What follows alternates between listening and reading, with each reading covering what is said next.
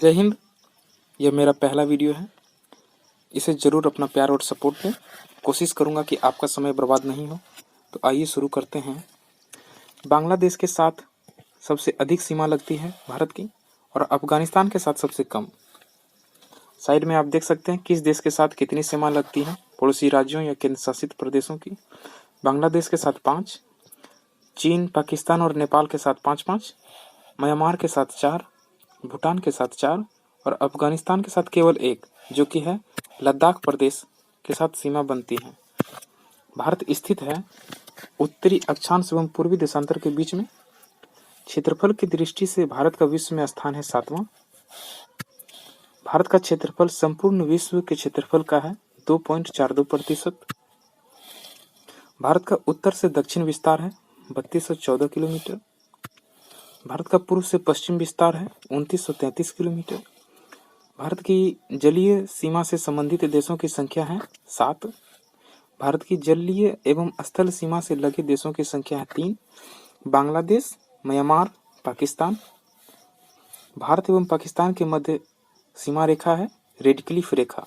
इसका निर्धारण 1947 में किया था सर रेडक्लिफ ने। भारत एवं चीन के मध्य रेखा है मैकमोहन रेखा। इसका निर्धारण 1914 में हुआ था।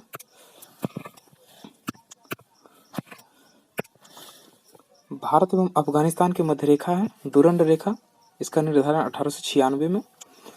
भारतीय मानक समय रेखा गुजरती है 5 राज्यों से: उत्तर प्रदेश, मध्य प्रदेश, छत्तीसगढ़, उड़ीसा, झारखंड। कर्क रेखा गुजरती है 8 राज्यों से। इसका एक ट्रिक है मित्र पर गमछा झार, जिसमें है राजस्थान, गुजरात, मध्य प्रदेश, छत्तीसगढ़, झारखंड, पश्चिम बंगाल, त्रिपुरा एवं मिजोरम।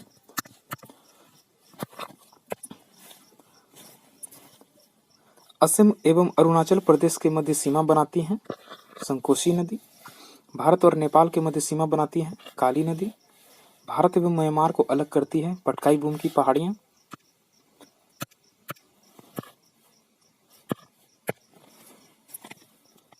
तीनों ओर से बांग्लादेश के साथ घिरा हुआ भारतीय राज्य है त्रिपुरा।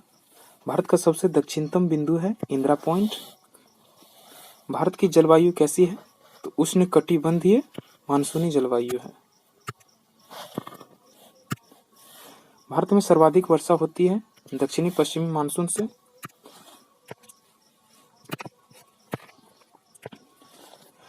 भारत में जाड़े के दिनों में तमिलनाडु के तटों पर वर्षा होती है उत्तरी पूर्वी मानसून से। इसे लौटता हुआ मानसून भी बोलते हैं। लौटता हुआ मानसून। भारत में सर्वाधिक क्षेत्र में पाई जाने वाली मिट्टी है जलोढ़ मिट्टी। इसमें पोटास की मात्रा सर्वाधिक होती है। यह सबसे उपजाऊ मिट्टी होती है। पुराने जलोढ़ मिट्टी को बांगर बोलते हैं तथा नई जलोढ़ मिट्टी को खादर बोलते हैं। किस मिट्टी का निर्माण बेसाल्ट चट्टानों के टूटने से होता है? काली मिट्टी। इसका काला रंग टिटेनी फेरस मैग्नीटाइट के कारण होता है। इसे रेगुर मिट्टी भी बोला जाता है। इसका सर्वाधिक क्षेत्रफल महाराष्ट्र और गुजरात में है। यह मिट्टी कपास की खेती के लिए सर्वाधिक उपयुक्त होती है। किसकी उपस्थिति के कारण लाल मिट्टी का रंग लाल होता है? लौह ऑक्साइड। लाल मिट्टी की प्रकृति कैसी होती है? अम्लीय होती है। विश्व में हरित क्रांति के जनक के रूप में जाना जाता है नॉर्मन बोरलॉग को। भारत में हरित क्रांति के जनक हैं MS स्वामीनाथन। भारत में हरित क्रांति का